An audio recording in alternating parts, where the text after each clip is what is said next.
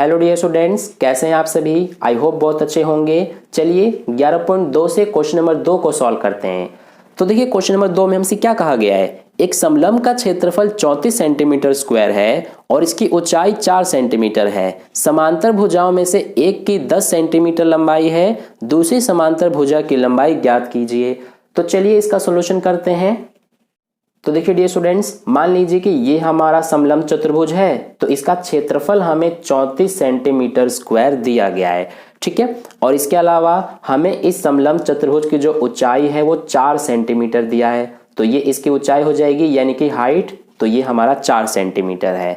इसके अलावा हमसे कहा गया है कि समांतर भुजाओं में से एक की लंबाई 10 सेंटीमीटर है, यानी कि दोनों समांतर भुजाएं कौन सी होंगी, एक ये हो जाएगी और एक ये हो जाएगी। तो इन दोनों में से हमें किसी एक की लंबाई 10 सेंटीमीटर दी गई है।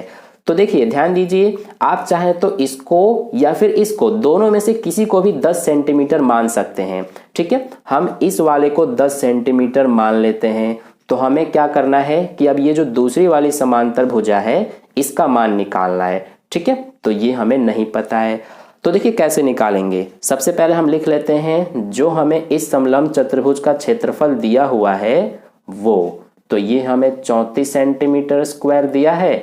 इसके अलावा हमें देखिए इसकी ऊंचाई दिया गया है 4 सेंटीमीटर यानी कि हाइट, तो इसको भी लिख लेते हैं। और इसके अलावा हमें एक समांतर भुजा की लंबाई दी हुई है 10 सेंटीमीटर, तो इसको हम क्या करेंगे कि ए मान लेंगे, तो ये हमारा है 10 सेंटीमीटर। क्योंकि देखिए दोनों समांतर भुजाएं जो होती हैं उनमें एक होता है ए और दूसरा होता है बी, तो इसको हमने ए माना है, तो बी हमारा ये वाला हो जाएगा, ठीक है। अब देखिए यहाँ पर हम लिख लेते हैं कि जो हमारा समलंब चतुर्भुज है इसका क्षेत्रफल हमें कितना दिया है। तो यहाँ पर लिखेंगे समलंब का क्षेत्रफल, तो ये हमें 34 सेंटीमीटर स्क्वायर दिया है। अब समलंब का क्षेत्रफल है तो इसकी जगह पर हम इसका सूत्र लिख सकते हैं। तो क्या होता है समलंब चतुर्भुज के क्षेत्रफल का सूत्र, ये होता है a + b/2 गुणा h बराबर में क्या है 34।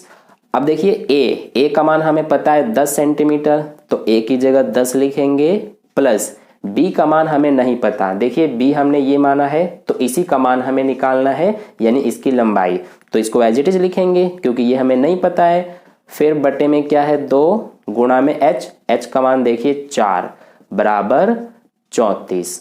अब ये दोनों कटेंगे, 2 एकम 2, 2 दूना 4, तो क्या बचा अब 10 + b, ये देखिए गुणा में 2 है, इसको इधर भेज देंगे तो हमारा ये 2 भाग में आ जाएगा।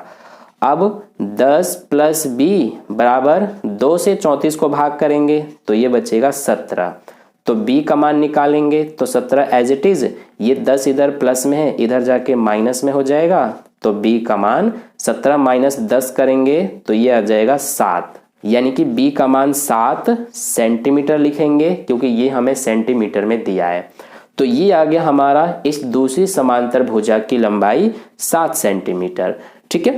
तो जो हमसे पूछा है वो यहाँ पर अब हम लिख लेते हैं अपना फाइनल आंसर। हमसे पूछा है दूसरी भुजा की लंबाई, तो लिख देंगे दूसरी भुजा की लंबाई, तो ये हमारी कितनी है 7 सेंटीमीटर। तो इस तरह से हमारा क्वेश्चन नंबर 2 का सॉल्यूशन कंप्लीट हुआ। आई होप आपको अच्छे से समझ में आ गया है। अगर आपको वीडियो अच्छा लगा है तो वीडियो को लाइक कर देना, अपने दोस्तों के साथ भी शेयर कर देना, और चैनल पर नए आए हैं तो चैनल को सब्सक्राइब करके बगल में जो बेल आइकन आता है उस पर ऑल नोटिफिकेशन वाले पे क्लिक कर लेना, ताकि नेक्स्ट वीडियो जैसे ही अपलोड की जाए उसका नोटिफिकेशन सबसे पहले आपको मिल जाए। मिलते हैं फिर नेक्स्ट क्वेश्चन के लिए नेक्स्ट वीडियो में। धन्यवाद।